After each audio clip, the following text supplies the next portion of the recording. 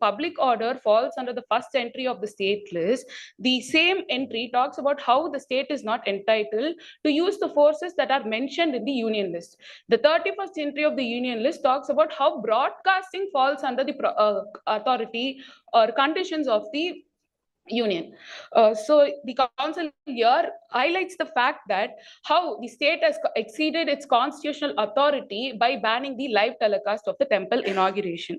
I would like to quote the case law of Calcutta Gas Limited versus State of Bengal. It talks about how each entry should be given the widest possible and most liberal construction. Each general term in an entry should be interpreted to cover any supplementary or subsidiary subjects that may properly and be reasonably stated to be contained by it. This is a key principle for interpreting the entries. And to look at it from another point of view, where there is a lack of legal justification for the notification passed by Koval Nadu and Bangarachaya, I would like to reiterate Article 256 of the Constitution, which talks about the obligation of the states and the union, which is basically the executive power of every state shall be so exercised as to ensure compliance with the laws made by Parliament and any existing laws which apply in that state, and the executive power of the union shall extend to the giving of such directions to the state as may appear to the government of India to be necessary for the purpose. And to quote the case law of KCG Narayan Deo versus State of Orissa, it basically talks about if a state's action, such as issuing a notification under the pretext of maintaining public order, indirectly exceeds its constitutional authority and disregards mandated directives, it constitutes a violation of this principle. It is humbly submitted that in the case of Amish Devgan versus Union of India, it basically talks about how it requires examination whether the statement or act was made in public to the view of the targeted group as an undesirable presence and a legitimate object of hostility. The council here would like to highlight that the live telecast is not conducted in a public place to cause a chaos or cause a disruption to the public order. These are available for the access of an individual through their private devices or through their private televisions, which can be accessed privately from them. Rather, if the question of public order could be questioned if it is being telecasted publicly. Madam, it is like nowadays crickets are being broadcasted in live bands, pubs, and that way we don't know what your citizens of this country will know. These if you want that the state should go to every this thing, and or it would have modified the order saying that you can watch within the four corners of your room, you can't outcome. The government, the order can be passed. The state government cannot restrict. No, it's not a logical argument. The government cannot restrict an individual to whether watch it in a group of place or not. But the state is not conducting a live telecast. The state is not publicly calling people, making them sit in an auditorium or such, and making them watch the live. The state here is not causing a chaos. The state cannot take into context of there will be a threat to the public order. Now, analyzing the former and latter part of the Article 355. So, Article 355 basically talks about how the union has the power or has the duty to safeguard the state from internal disturbance and external aggression, and it also has to make sure that the state is in compliance with the Constitution. To deal with the former part, I would like to quote the case law of State of Rajasthan versus Union of India. The court clarified that a proclamation of emergency under Article 352 requires the President's satisfaction of a grave and imminent threat to India's security, whether from war, external aggression, or internal disturbance. The present and imminent danger rule under Article 352, Clause 3 emphasizes that such actions is defensive and protective aimed at averting or addressing serious threats. Action under Article 352 is more properly only defensive and protective action to be taken to avert or meet a grave and imminent danger. From the above case law, the union can interfere in the matters of the state when it is a matter of internal disturbance, and such disturbance must be of grave and imminent nature. A possibility of an outbreak could not fall under the category and thus not evoke union to protect the state. Now, another cases are strictly under Article 352.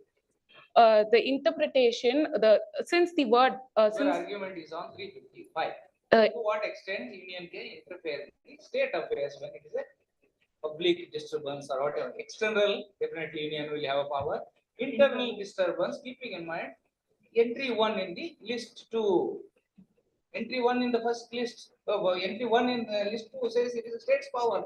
The same list talks about how, while maintaining the public order, the state must not encroach into the factors that are mentioned in the union list.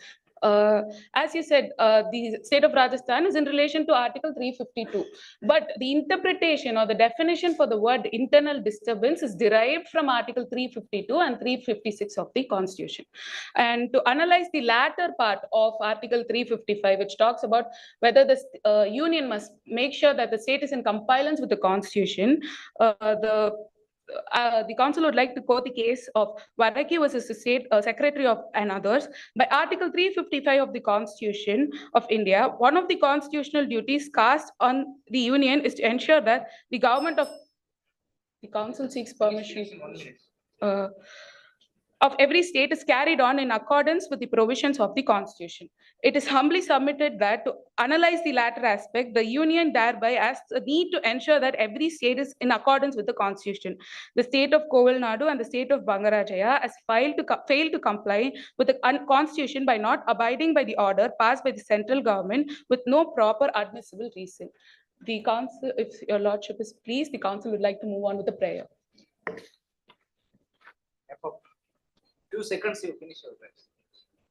Wherefore, in the light of the issues raised, arguments advanced, facts mentioned, and authorities cited, the counsel of the petitioner humbly prays that this honorable court may be pleased to hold, adjudge, and declare that the Constitutional 118th Amendment Act 2023 violates basic features of the Constitution. The state action in the inauguration of a temple violates the constitutional limitations and democratic values in the light of elections. The orders passed by the state of Tamil Nadu and state of Bangarajaya are violative of rights of citizens under Part 3 of the Constitution. The orders passed by the state of Tamil Nadu and Bangarajaya are not justified within the contours of the order dated 12/12/2023 and Article 355 of the Constitution. Much obliged, Your Lordship.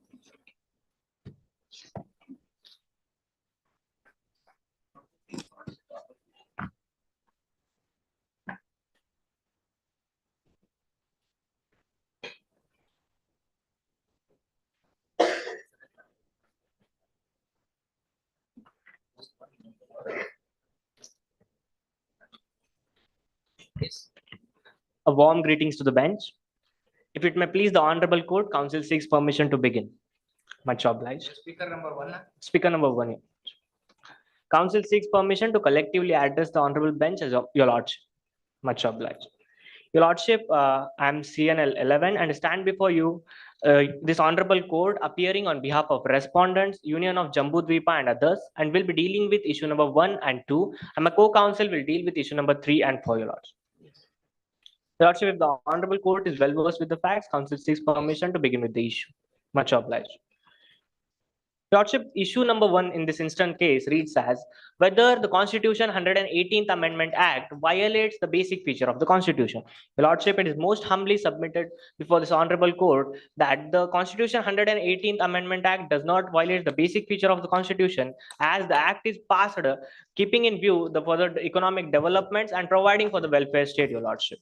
Your Lordship, the first and the foremost question arises that whether the Parliament is empowered to pass such an amendment. Your Lordship, under Article 368 of the Constitution of Jambudvipa, the Parliament is empowered to amend any part of the Constitution. And Your Lordship, I would like to bring the kind attention of this Honorable Court to the case of Kesavananda Bharati versus State of Kerala, in which, Your Lordship, the Honorable Court has passed a verdict that preamble is the part of the Constitution, and hence, Your Lordship, thus it is the subject to amendment under Article 368 of the Constitution. Your Lordship, now the question arises is that whether these two words have the essence of originality. Your Lordship, these two words were added by the virtue of 42nd Amendment Act 1976. Your Lordship, whether the adding of these two words did not pass the minds of the constitutional framers. Your Lordship, I would like to quote Constituent Assembly Debates, November 16, 1948, Your Lordship, in which Professor K.T. Shah proposes to insert these two words in the preamble of the Constitution, which was rejected and refused by the founding father of the Constitution, Dr. B.R. Ambedkar, by giving two main reasons, Your Lordship. Your Lordship, the first reason was that these two words were implicitly added in the substantive provisions of the Constitution, and therefore, Your Lordship, Dr. B.R. Ambedkar contended that there's no necessity of adding these two words in the preamble of the Constitution. Your Lordship, the second reason given by Dr. B.R. Ambedkar was that how a society should work shall be decided by society itself. Dr. B.R. Ambedkar further contended that now the need of the society is socialist economy, and therefore we are adopting socialist economy. Further, there will be a day when the need of the society will differ from socialist economy to any other economy, and that time, if we add the socialist word in the preamble of the Constitution, we are restricting the power of the state to implement its policies, Your Lordship. Similarly, in our given case, Your Lordship, the state is trying to implement its neoliberal economic policy, and hence these socialist word, Your Lordship, is becoming a hurdle in implementation of its new policies. Your Lordship. How deleting the word secular from the preamble will improve your economy? Your Lordship, Socialist will come to that little later, but removing the word without altering Article 26 of the Constitution. What purpose? It is not a populist gimmick. Want to give to public as a union for purpose of vote bank, saying that a country, a particular X population is belong to particular community. For that reason, you want to remove this without altering the article, or whether you have intention to alter the Article 26 also. You have written Article 26, indeed, but you wanted to remove that word. It is nothing but political agenda else. What else? Your Lordship, And second one is, by removing the word secular, how your economy will improve? Your Lordship, as per the word secularism is concerned, Your Lordship, the state of Jambudvipa does not follow the idea of secularism which is in the Western culture. Your Lordship, in Western culture, secularism means absence of religion, and Your Lordship, in the context of Jambudvipa, secularism means neutrality of religion. If Your Lordship, these words remains in the preamble of the Constitution, State has any religion? no, Your Lordship, Then state does not. state is State is a neutral, without religion. Without religion. That is indeed, a secular state. indeed, Your Lordship. Because your part 3 of your Constitution says, which you adopted, accepted, that every religion has a right to practice their and religion practice. according to their wish. Indeed, Your Why Lordship. you want to interfere with that affair of the religious matter of a particular community? Indeed, indeed, Your Lordship. The Need to say that now the country is not secular? no, Your Lordship, the country is totally secular, but the concept of secular in Jambudvipa is different from the other countries, Your Lordship. What is the object of the removal of these words from the preamble? Your Lordship, the object behind removal of this word is that we are trying to avoid a rigid interpretation of the word secularism in the context of Jambudvipa, Your Lordship. If these words remains in the preamble of the Constitution, we are moving towards, as the Council earlier contended, that we are moving towards the rigid interpretation, which means that Recently, Supreme Court itself has held that these two words are the basic features of the Constitution. Indeed, Your Lordship. Your Lordship, by removing of these two words, we are not harming the basic feature of the Constitution. Your Lordship, these words were added by virtue of 42nd Amendment. Earlierly also, Your Lordship, the Keswanand Bharti case was cited in the year 1973. That time also, the Honorable Supreme Court has contended that these two words are the basic feature of the Constitution. It means, Your Lordship, that by virtue of only insertion of these two words, it does not make that these two words are the basic feature. These two words were earlierly also the basic feature of the Constitution. As Your Lordship, Council would like to quote from Bhagavad Gita. Your Lordship, chapter 4, verse 7 says that Lord Krishna says, Yada yada dharmasya glanir bhavati bharata abhyudhanam adharmasya tadatmanam srijanmaham, which means, Your Lordship, that whenever unrighteousness is over righteousness, that time, O Arjuna, call me and I will be help for the whole world. Your Lordship, the concept of secularism dates back from such time. Your Lordship, here Lord Krishna does not say that when a particular community is in danger, I will come and help. Your Lordship, this is the concept of when the whole world will be in danger, Lord Krishna will come and help. Your Lordship. Similarly, Your Lordship, Krishna here. Who is Krishna here? Your Lordship, I'm not referring Lord Krishna in the context of Can a verse of a Bhagavad Gita can be has any bearing on interpretation of the Constitution? And Your Lordship, it is not binding on the No, Honorable you Supreme just Court. answer. It is not exactly. I'm not saying that it has no impact or it has impact. Whether constitutional framers have kept all these ideas in mind while framing the Constitution? Your Lordship, the Bhagavad Gita is of historical importance, and while framing the Constitution, the constitutional framers kept in mind what will be the better future of the nation, Your Lordship, and what will be the foundational principles. And to look to our foundational principles, Your Lordship, history of our nation, culture of our nation should be interpreted, Your Lordship. And similar way, Council is quoting Bhagavad Gita, Your Lordship. So the secular state, what is necessary to add it by amendment? Pardon, Your Lordship? The state itself is secular prior to 42nd amendment. Then what is necessary to incorporate it in the 118th amendment? Your Lordship, Council grounds clear that we are removing the words preamble from the preamble secular and The basic structure itself will say that it's a secular country. Mhm.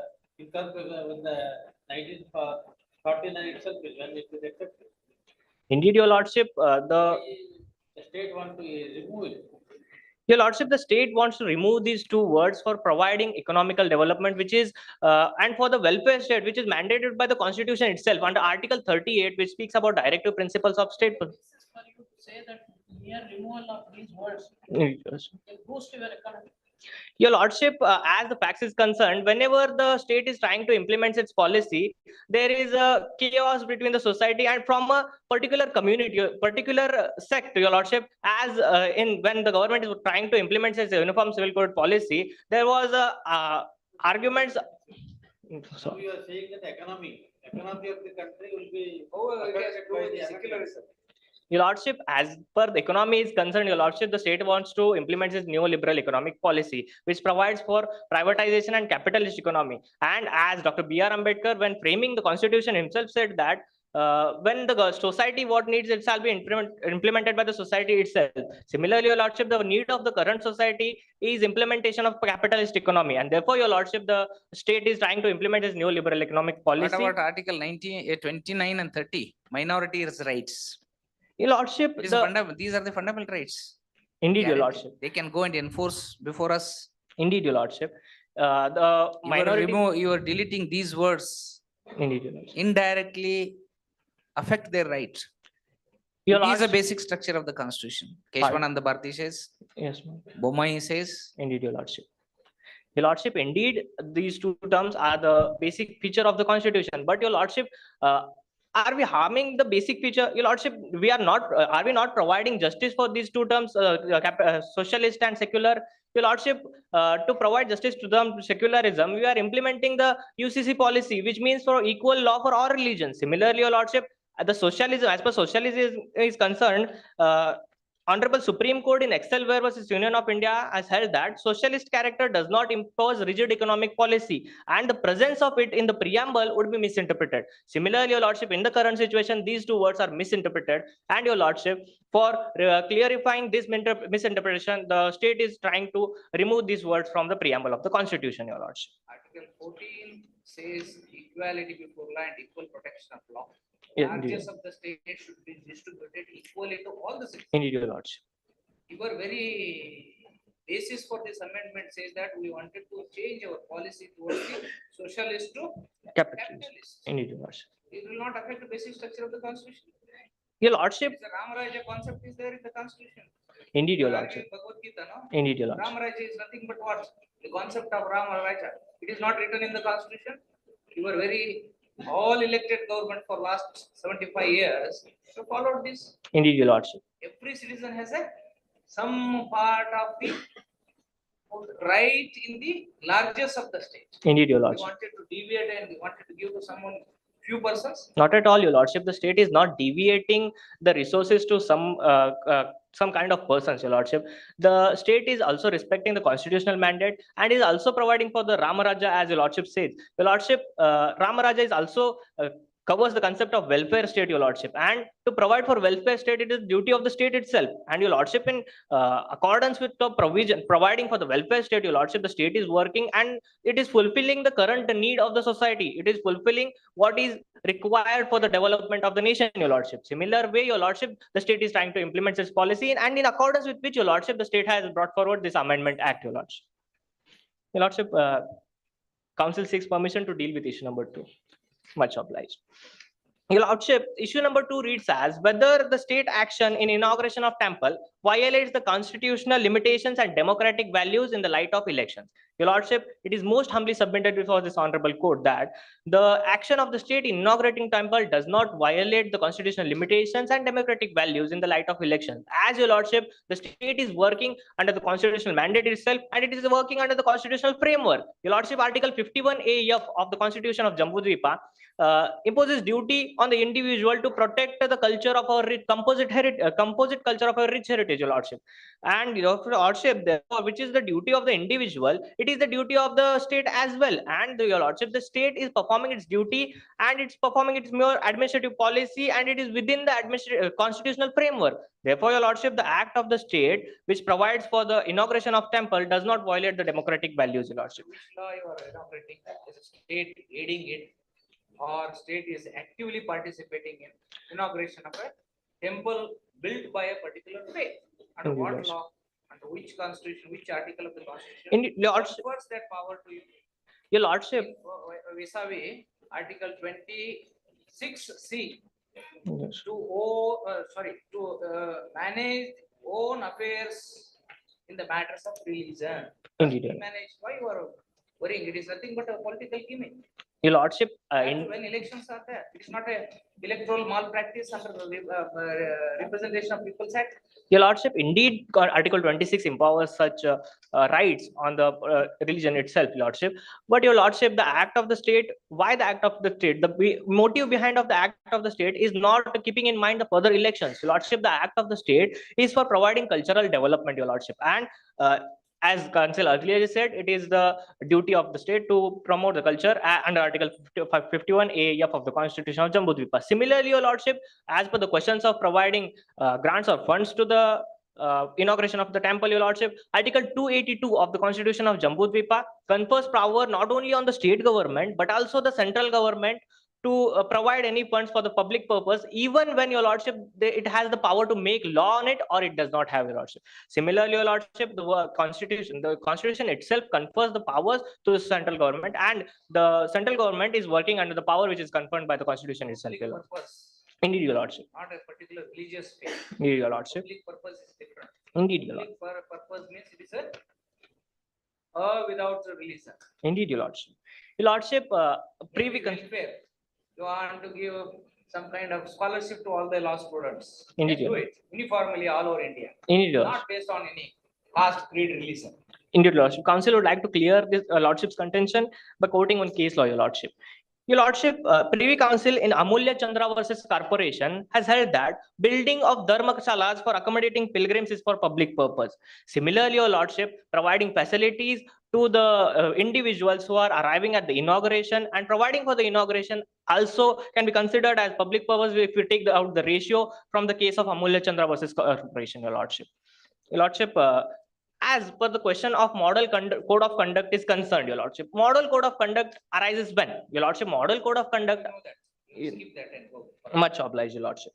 Your Lordship, the council is of the contention that there is no intention to influence or induce the potential voters, Your Lordship. Your Lordship, as per the Representation of People's Act is concerned, Article 123, subsection 3 says that there must be appeal by the candidate to vote or to refrain from voting to any other party, Your Lordship. Similarly, in this provided case, Your Lordship, there is no such kind of influence on the part of the state towards the citizens to vote them or to vote from refrain from voting any other party, Your Lordship. Pardon, Your Lordship?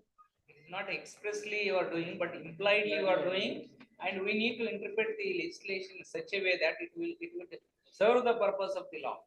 Your Lordship, Council begs to differ. Your Lordship, Council would like to contend the case of Raman Bhai versus Fulsinji, in which Your Lordship, Honorable Supreme Court, on page number 670, para number 7, Your Lordship, Honorable Supreme Court has held that reference to prophets or deities does not amount to appeal to religious sentiments. But Your Lordship, if any illiterate person or an orthodox person has been said that if you do not vote in a particular manner, then your religion will be in danger, that will be the appeal to religious sentiments. Similarly, Your Lordship, if it is said that if you do not vote in a particular manner, then you have to suffer the wrath of the God, that will be the appeal to the religious sentiments, Your Lordship. Similarly, Your Lordship, if the person is said that if you vote in a particular manner, then you will receive blessings from God, that will be the appeal to religious sentiments, Your Lordship. interpretation. Now we need to liberally interpret the provision of law, saying that indirectly, what is Lordship has said, indirectly you are taking a particular community in a particular way, so that they should support you.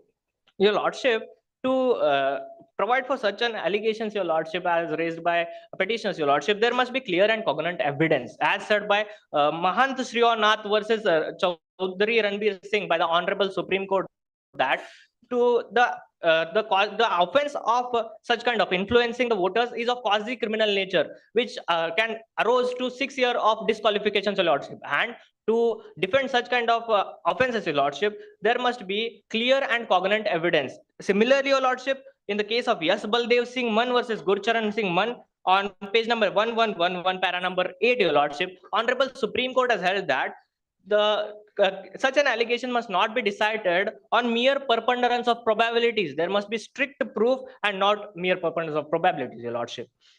Your Lordship, and as council has contended in Ramanbhai versus Pulsinji, those are the such criteria where we can say that the state is influencing the voters, Your Lordship. But Your Lordship, in our given case, there's no such kind of contentions raised in the given case, Your Lordship, and therefore, Your Lordship, the state functioning of the state is within the purview of administrative policy and is also providing for the constitutional framework. As Your Lordship, the funding is also provided under Article 282 and is for the public purpose, Your Lordship. Your Lordship, lastly, I would like to quote the case of Ismail Faruqi versus Union of India, in which, Your Lordship, the Honorable Supreme Court has held that religious places are the center to India's cultural heritage. Similarly, Your Lordship, in the state of Jambudvipa, this religious place has the cultural heritage, and the duty of the state is to promote such a cultural heritage, as Your Lordship, Council contended at Article 51A of the Constitution, Your Lordship.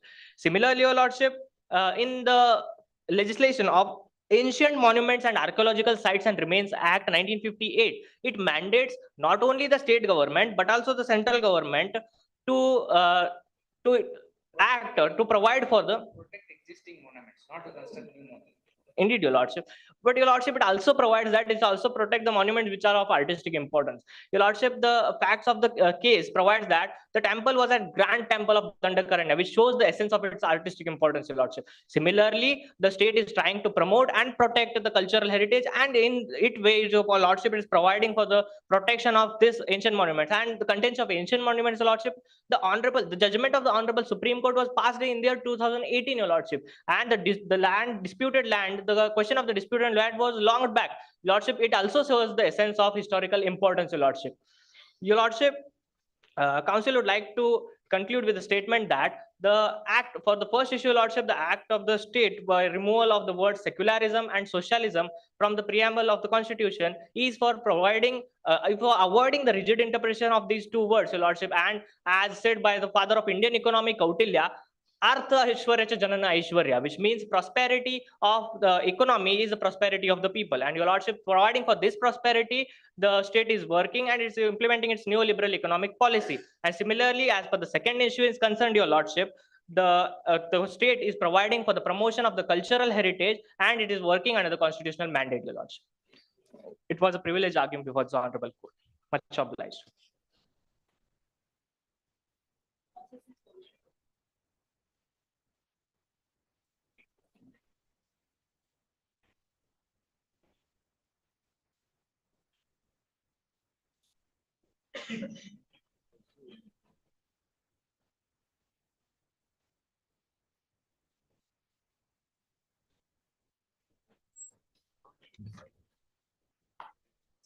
Your Lordship, I am Council CNL 11, Speaker number 2, on behalf of the respondents. Your Lordship, I will be dealing with issue number 3 and 4. With the permission of the court, I would like to begin with the issue number 3. Your Lordship, issue number 3 reads as whether the orders passed by the state of Tamil Nadu dated 2012-2023 and the state of Bangarajya dated 21/12/2023 are violative of rights of citizens under Part 3 of the Constitution of Jambudvipa. Your Lordship, it is humbly submitted before this honorable court that the orders which were passed by the state of Tamil Nadu dated 2012-2023 and the state of Bangarajya dated 21/12/2023 are not in violation of any rights of the citizens, and as the state itself is empowered to pass any order for the protection and interest of the state that satisfies the provision of the Indian Telegraph Act. According to Section 5 of Indian Telegraph Act, Section 5 Clause 2, it states that the central government, state government, or any person that is authorized by the central or state government, it can impose reasonable restrictions if the public order or integral harmony of the state is being violated, or any disturbance is being taken place into the states. Further, Your Lordship, Article 19, Clause 1A of the Indian Constitution, it guarantees all the citizens, including the media, the right to freedom of speech and expression. But under the same article, under Clause 2 of the Article 19, it provides reasonable restrictions for fundamental rights. As the fundamental rights, they are not the fundamental rights, they are not absolute. There are certain reasonable restrictions over them. If sovereignty and integrity of the Jambu-Deepa, the security of the state and public order is in question, the state can impose. Sovereignty and integrity at stake now? No, Your Lordship, but the public order and the security of the state is being concerned here. Security of the? Security of the state. It is whose duty to maintain security of the state? It is the government's duty to maintain the security. Every time without putting your police force on the ground, if you start violating the fundamental rights, Your Lordship, the citizens don't have a right to approach the Constitution Court to protect their fundamental right guaranteed under Article 19(1). Your Lordship, they have the right to approach the court, but here we haven't disturbed any of the fundamental rights. We haven't violated any fundamental rights of the state. As right to know is a fundamental right, no? Your Lordship, as the intelligence report. Right to see what is happening in the inner and around. Your Lordship, as per the intelligence report that was been given to the state of Koviladu and Bangarajya, they have taken preventive measures to protect the public order, security of the state, and to prevent the integral disturbance and external aggression of the state. And to protect the same, they have taken the contention of the ban. And that was the contention of the state to impose the ban. And the ban is not absolute. Such ban is not absolute. They have not restricted the people to see the inauguration of the temple or to witness the inauguration. The state has provided 5 free trains from all the states. So the citizens can go to the site itself and visit and also to see the inauguration. You want to restrict their movement, freedom of movement also, instead of viewing. You are saying that we are not restricted them going to that particular place where the trust has constructed temple, but we wanted to stop them from viewing in the TV because of your failure. Your Lordship, it is not the failure of the state, but as per the contention, the intelligence report that comes in the purview of Home Ministry, and Home Ministry is directly concerned to the central government. Hence, the central government themselves have provided the intelligence report to the state itself that there are chances of chaos within the society. And the state has taken reasonable steps. Those are mandatory to prevent public order. Whether this was the only way left for the state to ban the telecast? Your Lordship, prevention is better than cure. We cannot wait. No other way for preventing? Your Lordship, there was no time for seeking any other way. It was the only way to ban the live telecast. As if we see that the intelligence report, it is mere anticipation. Then anything may happen. Possibility. It is a possibility, mere possibility. So anything, the state cannot wait for the state to get burned or to disturb the public peace. You have police force in your hand. Your Lordship, police cannot be available everywhere. Disturbances. Indeed, Your Lordship. Internal disturbances. You have police protection. Indeed, Your Lordship, but police cannot control all the persons. The state is not a smaller state, and the population in the state, they are not 20 or 30 persons. They are in millions. So a few police officers, they cannot control whole of the states. Was it the intelligence report? Sorry, Your Lordship. Was it the intelligence report that millions of people will riot? It wasn't, but there is a possibility that they may disturb the public order and there may be chaos. So the state, to prevent that, it is taking the reasonable restrictions. Article 2 of 19, it says it would not prevent the state from making any law, whether you pass law or by executive action you are stopping viewing of the live telecasting. It says law. The state has passed orders. Whether order is a law. Please read sub article 2. Nothing in sub clause A of clause 1 shall affect the operation of any existing law or prevent the state from making any law. Whether you have made the law in the assembly. Your Lordship, order also includes law under Article 13 of the Constitution. Hence, the state has made a law here to prevent the ban What provision of law? This order become law. under Article 13. I think it says it includes law. You should have a power, no? Executive power of the state. Pardon, Your Lordship. In the case of Superintendent Central Prison Fatehgarh versus Ram Manohar Lohia, Your Lordship, the court held that Clause 2 of Article 19 therefore does not affect the operation of existing law or to prevent the state from making any law insofar as law imposes reasonable restrictions on the exercise of right of freedom of speech.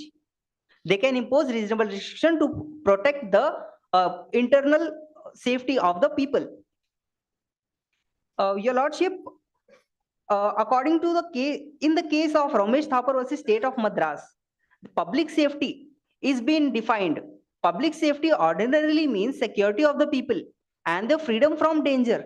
In that sense, anything which tends to prevent danger or to public health may also be regarded as securing public safety. Public safety word is not there in the sub article 2. Public order is there. There is a lot of difference between public order, breach of peace, public safety. When it comes to the public order, it is very highest standard. Your Lordship, the state is being built by the citizens itself. If there is no citizen in the state, it is just a piece of land. And the security of the state is concerned. It also includes public safety. Your Lordship, the first and foremost question that comes into mind, that's does the state of government has empowered to impose certain reasonable restrictions? According to the Ministry of Information, Your Lordship, the broadcasting through bodies like Broadcasting Content Complaint Council (BCC), it states that it has the mechanism for regulating media content, especially when it concerns sensitive issues like national security, public disorder, or harm to public peace. Your Lordship, with this, I would like to conclude my statement to the third issue, that it is humbly submitted before this court that the orders which were passed by the state of Tamil Nadu and Bangarajya, they were not in violation of any fundamental rights of the citizens, and they were carried out by both the states to ensure the public safety and serve utmost importance to the integrity of and security of the state. Your Lordship, with the permission of the court, I would like to move to the fourth issue. The fourth issue reads as whether the orders passed by the state of Tamil Nadu and Bangarajya on 2012-2023 and 21-12-2023 are justified within the counters of orders dated 12-12-2023 and Article 355 of the Constitution of Jambu-Dipa. Your Lordship, it is most humbly submitted before this Honorable Apex Court that the orders which were passed by the state of Tamil Nadu and Bangarajya dated 2012-2023 and 21-12-2023 are within the counters of the order which were passed by the central government on 12-12-2023 and also in counter with Article 355 of the Constitution of Jambu-Dweep, as well as the state, the central government itself has given the autonomy to the state that the state can pass, the state can implement these orders into their state by looking the condition of the state at what is the current situation of the state. Your Lordship, kindly peruse to the Moot proposition.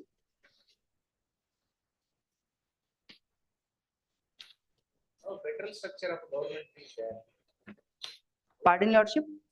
Federal structure of government.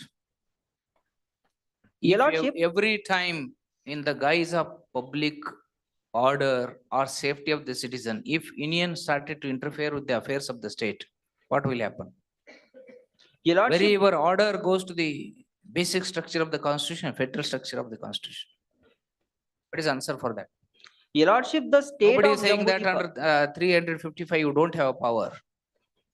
But each and every it is nothing but a misuse of power. Your Lordship, The as state is per there, it will take care of that particular citizen's right. It is not your duty. Public order is in list 2, entry 1. indeed, State Your has not Lordship. said that we are helpless. Whether state has said that we are helpless, please exercise your power under 355? No. No, Your Lordship. It is nothing but you are encroaching in the domain of the state. Your Lordship, but according to Article 355, duty of the Union to protect state against external aggression and internal disturbances. It shall be the duty. It reads as it shall be the duty of the Union to protect every state against external aggression and internal disturbances, and to ensure that the government of every state is carried on in accordance with the provisions of this Constitution.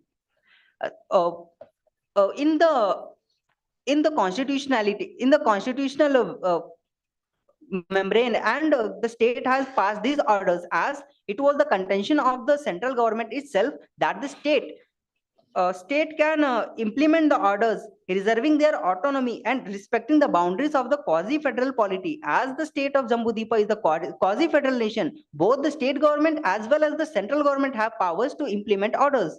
And the central government, it cannot pass any order that is contradictory to the orders passed by the state government itself. If state says that we will not implement this, that is all right for you by reading the last 2 lines. Pardon, Keeping in Lordship? mind the federal structure of a government, state government will say that we will not implement the central government order. Whether it is all right for you? Your Lordship, not all the orders, but this order is concerned with the protection of the public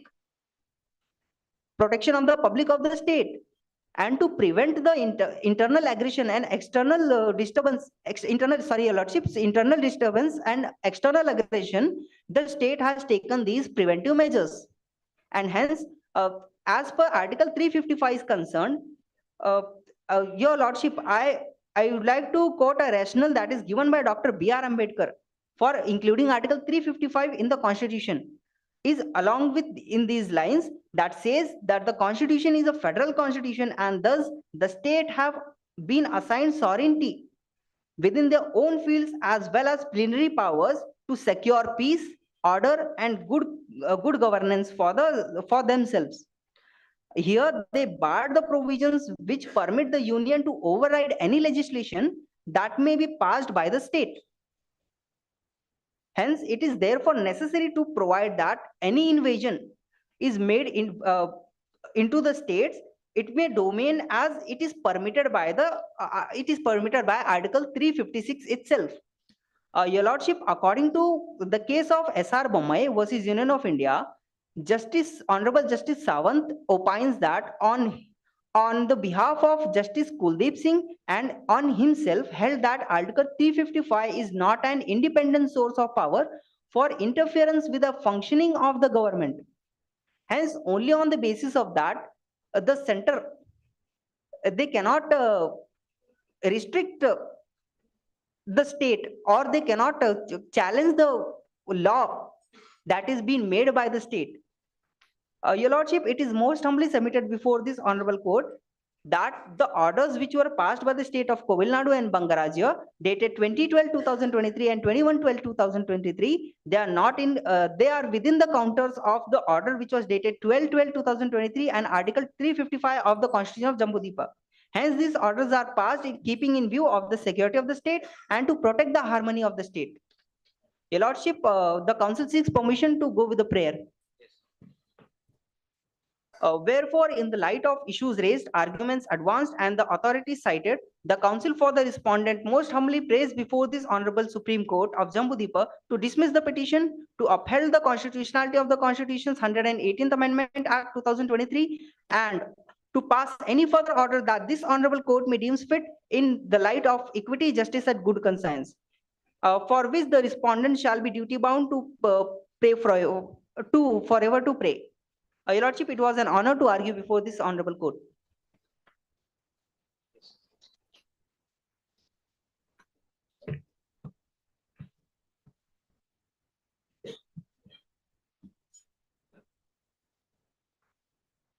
The council would like to point out 2 points from the respondent side. The first is that the council has mentioned that the temple which is being built does come under the Ancient Monuments and Archaeological Science Remains Act, and that the temple is of artistic importance. The only problem the petitioner has is that the temple which is being inaugurated is not yet built in the first place. It is under construction, and how can it come under the purview of artistic importance?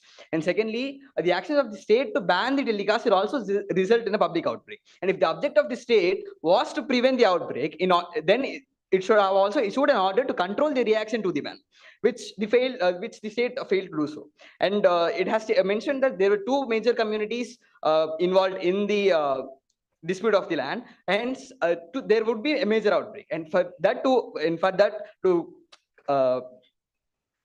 comprehend that, there should have been an order passed by the state, which it didn't. Nonsense.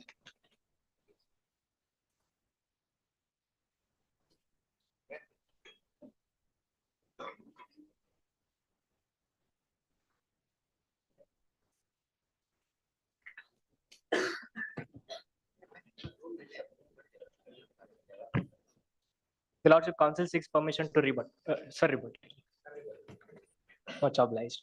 Your Lordship, as the first question raised by my fellow friends, that the temple is not fully built, Your Lordship. Your Lordship, we live in the society that, as per the state of Jambudvipa is concerned, Your Lordship, the state is giving importance to the culture of the society, and the culture says that we are not concerned with the materialistic part which is remaining and which is to be constructed yet, Your Lordship. Your Lordship, the state is concerned, the citizens are concerned with the Garbhagudi which is being constructed, Your Lordship, and the nation of Jambudvipa says that, well, Your Lordship, when the Prana Pratishtha is dead, Your Lordship, it is considered that this place is the temple, Your Lordship, and Your Lordship, hence the we are concerned with the culture, Your Lordship, and not with the materialistic things, Your Lordship. We are providing for the inauguration of temple, Your Lordship. And the second question which was raised as per the orders of the state, Your Lordship. The state orders as sent by my friend council were under the purview of reasonable restrictions, which are public order, Your Lordship, maintenance of internal safety, Your Lordship, and Your Lordship. Hence, this proves the reasonability, and it also follows the test of reasonability, Your Lordship. Much.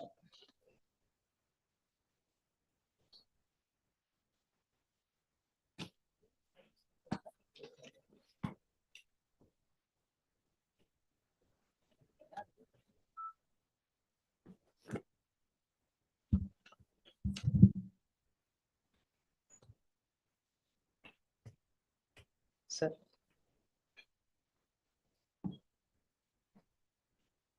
Ladies and gentlemen, today we had the occasion of having 3 sitting judges of our own High Court. The finals of this moot court competition was judged by Honorable Mr. Justice M.G. Uma, Honorable Mr. Justice Umesh M. Madiga, and Honorable Mr. Justice Vijay Kumar A. Patil.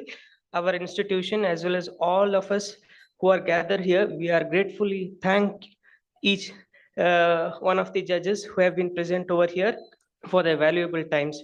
Thank you, sir.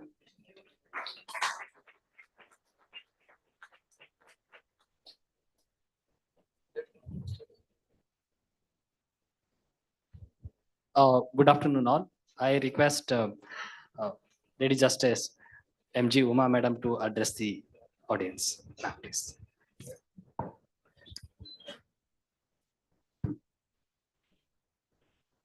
A very good afternoon to all of you.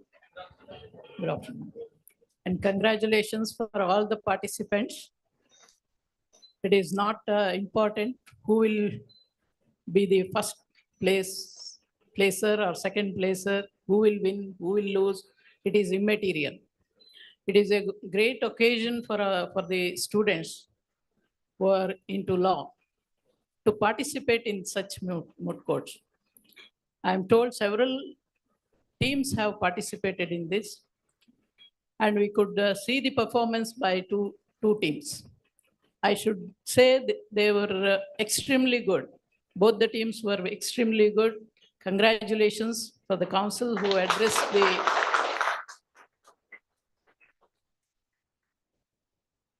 when you take up the profession of law.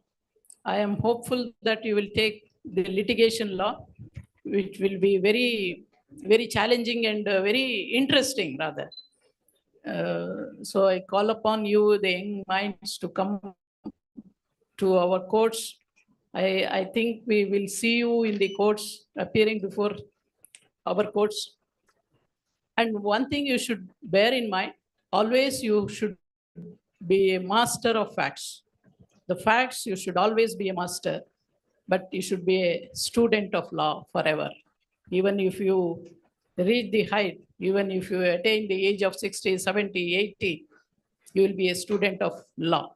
You should bear in mind and be a master of facts always before appearing before the court. So with these words, I congratulate the participants, they congratulate the organizers for this. They have done tremendous work in organizing this national level moot court. I congratulate them and I wish all of you all the best in your future career. Thank you. I thank your leadership for addressing the students and giving them the tips. May I request now Honorable Mr. Justice Umesh Adiga sir to address the students.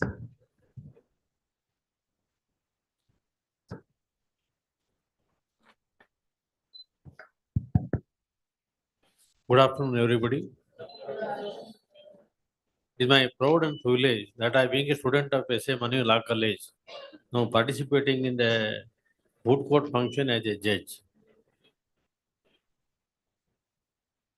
As a this rightly heard, Miss Suma and myself are from Gadag. And when we were studying in the law, there was no such practice. Just we are holding it like a moot court. In that time, it was only 10 marks. 10 marks subject you to internal assessment. That time, we have to study a case in the court, and that is like a drama. We used to participate as one of the petitioner, one is a counsel, one is the opponent party. We used to do like that. But nowadays, see what is the tremendous study you have made. You're actually really excellent. The HC well says the essential thing in the life is not to conquer but fighting well. You all, both the parties, both the team fought very well. And one thing you must understand, the persuasive value always is important for an advocate. And for, as my London brother has was asking you the questions, so that you will understand for the next time how we have to study for a moot court. It is only not a one section or one article. What are the connected sections, connected article you have to study, so that you can answer when the judge asks you some questions. It will bring you, it will give you good knowledge, not only for the moot court purpose, even for your practical purpose also. It will give your, what you call is, there's confidence. When you start practice before the court, it will give much confidence in you to argue a case and put forth your case before the court. You have done very well. I was told that the other team members also done very well. It is you must take it as a sportively. Not that you must, our team should win, I must win. That is every team has said that aim must be there. But merely one team, only one team won the match, doesn't mean that other teams are not done very well. Out of the persons who have done very well, one team has won the prize or award. Therefore, it is immaterial. And really, the S.A. Manu Law College done very well. And I am really very proud of it, that holding of a national level moot court is not a so easy task. You must have, for last 2 days, you must have seen it, how much tremendous work they have done. All the teaching and non-teaching staffs have done very well work. And I wholeheartedly thank them. And also thank all the participants in the moot court function. Thank you. Thank you, Lordships, for your valuable guidance and encouraging words. Now, may I request Honorable Mr. Justice Vijay Kumar Patil, sir, to address. Esteemed Justice M.G. Uma, Sri Justice Umesh M. Adiga Sahab. The last judge, a junior judge job is very, very easy to say that I agree. I concur with the decision rendered by my seniors. But I think that may not, as my existence to show that I should add in to their reasons, I take this opportunity to say a few words. When rightly Madam Uma and Justice Adiga Sahab has said, when they were studying the law and even I was studying the law, we heard remotely the Keshavananda Bharati judgment, but now you are interpreting that as if you are the senior lawyers interpret in the Supreme Court and the High Court. It is a really great thing. You take out the judgment of Privy Council, you take out the judgment of Indira Gandhi versus Rajanarayan, interpret the Bommai on federal structure and secularism. These are the real achievement what we found in the legal education from last few decades. Ultimately, Madam has already said, winning and losing are the part of the game. When you make a submission as a mooter, you should be clear on your thoughts and on your issues. You should cultivate marshalling of the facts. If a judge asks you to marshal the facts in 1 minute, you should be able to tell all the facts in 1 minute. Sometime you may require 20 minutes to explain the same facts. That is called as a marshalling of the facts. You should have a thorough understanding of the substantive law.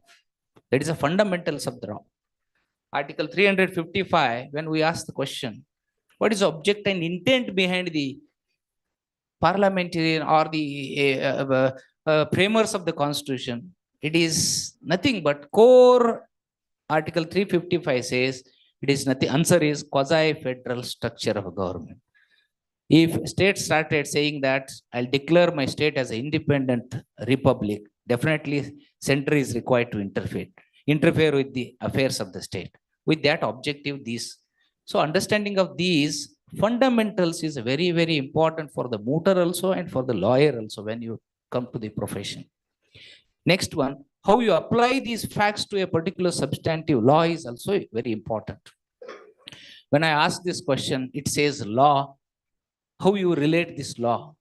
One of the mooters says it is Article 30. Definitely answer is not wrong, but it is Article 161, executive power of the state to make the law, or similar power of the union to make the law, executive power. By every time session will not be there, it does not mean that state will go to the parliament and make the laws. That way, what I intend to say is you should be very, very thorough on substantive law. Every day, if you read the constitution, every syllabus, every semester, you should have a constitution according to me. You should have a thorough, if you are practicing in district courts, you should be thorough on these fundamentals of law. Then automatically you will become great mooter and automatically great lawyer and judges. So all the best. Leave apart, this competition is over. Now, whatever it comes in our mind, we give 1 or 2 marks here and there, it doesn't matter. What you ultimately, all are winners. The person who never participated in the moot court competition, if participates, is as good as winner of the competition. You might have participated in 10 moot court competition. Today you may be loser. That does not mean that you are a loser. Ultimately, you are taking here what is from this institution is important. So all the best. God bless you. Thank you. I express gratitude to Honorable Justice Vijay Kumar Patil, sir. With this, we come to the end of the final rounds. I request all the audience to stay back until judges leave the auditorium. Thank you.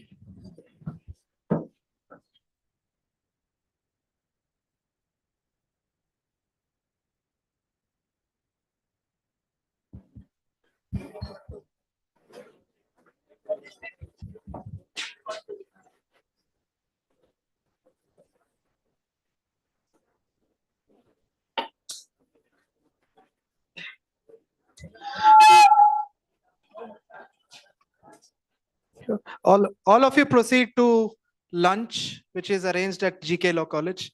After that, please proceed to the valedictory program at Deshpande Foundation. Sharp at 2:30, you should be there. Okay, thank you.